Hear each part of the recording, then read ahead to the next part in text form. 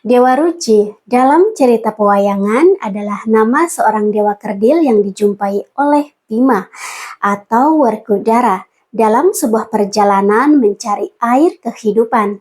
Nama Dewa Ruci juga merupakan lakon atau judul pertunjukan wayang tentang dewa tersebut yang berisi ajaran moral dan filsafat hidup orang Jawa.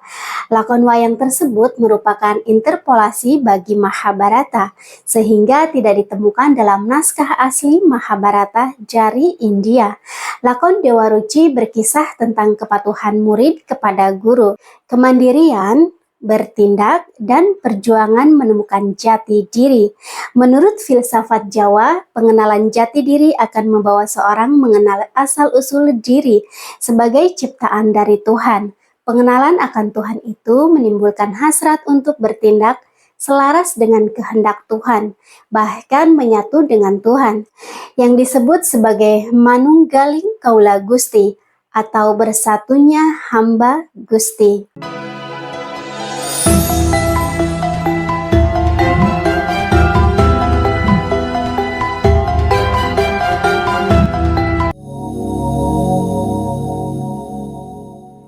Dalam lakon Dewa Ruci, dikisahkan bahwa seorang kesatria perkasa bernama Bima alias Werkudara ditugaskan oleh gurunya yang bernama Drona atau Durna untuk mencari air kehidupan atau Tirta Perwita yang dapat membuat Bima mencapai kesempurnaan hidup. Perintah ini sesungguhnya hanyalah siasat untuk melenyapkan Bima supaya tidak ikut serta dalam perang Baratayuda yang sedang dipersiapkan. Bima pun menjalankan titah sang guru. Ia berangkat menuju tempat-tempat berbahaya yang sudah ditentukan Drona. Pertama, Bima diutus ke gua Gunung Candramuka. Setelah mendapati bahwa air yang dicarinya ternyata tidak ada, maka ia mengobrak-abrik gua sehingga membuat terkejut dua raksasa yang tinggal di sana, yaitu Rukmuka dan Rukmakala. Kemudian terjadi perkelahian antara mereka yang akhirnya dimenangkan oleh Bima.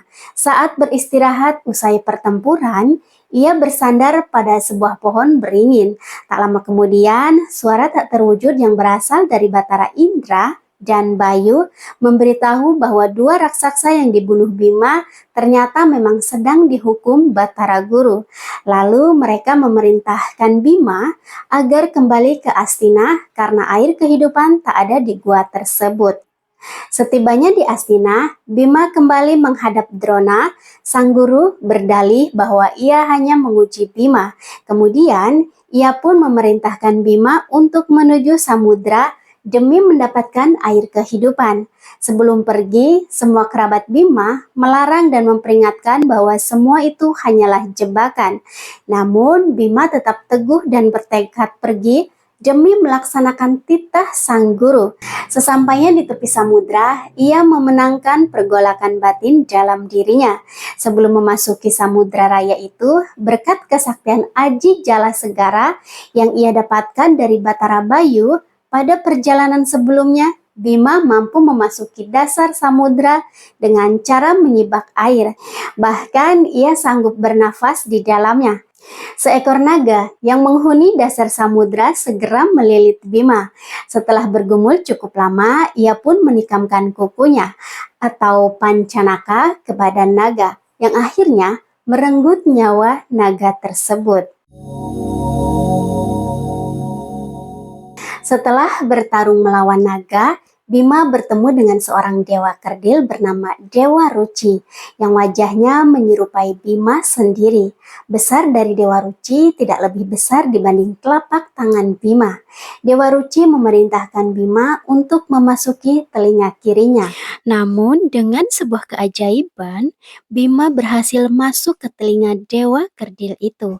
Dan di dalamnya Bima mendapati dunia yang maha luas.